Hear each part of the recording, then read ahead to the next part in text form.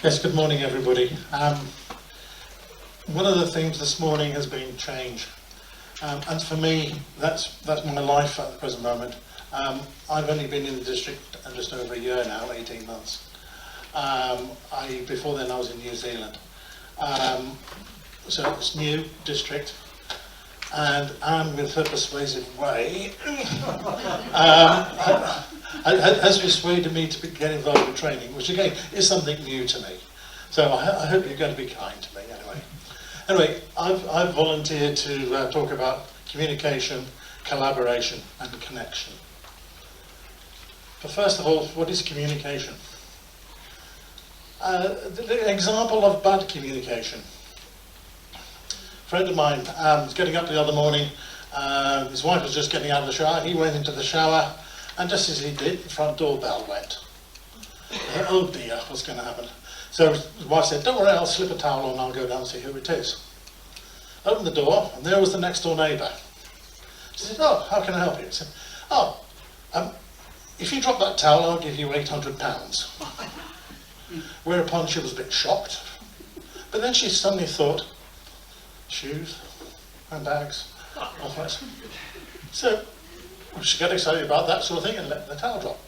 Whereupon he handed the £800 to her, turned around and walked out and walked away. Went back upstairs to the bathroom. By this time the husband was out of the shower. And he said, oh, who was at the door?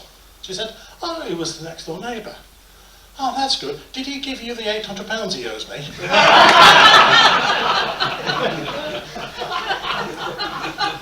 A bit of bad communication. I don't know whether he got his £800 or not, or whether it went on to handbags. Anyway, so just an example about communication, how important it is. One of the big differences you will obviously know from being involved in Rotary is that it's very different from work. At work, you are the boss or wherever, or the boss says to you, you do this and you do it. You don't do it, you don't get paid. Whereas here in this organisation, it is voluntary. We can't make anybody do anything. So we need to make sure that our communications are clear. They know what is involved. Otherwise, running a club is going to be a bit like herding cats. So communicate. But what is communication? First of all, it's not telling.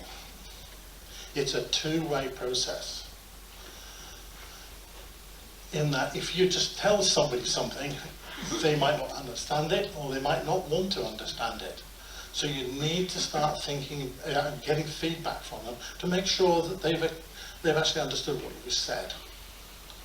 And also that they know what you've said, that if they've got any amendments they want to make, or suggestions, ideas, because none of us have got a monopoly on good ideas, you should be listening to them. So communication is very much a two-way process.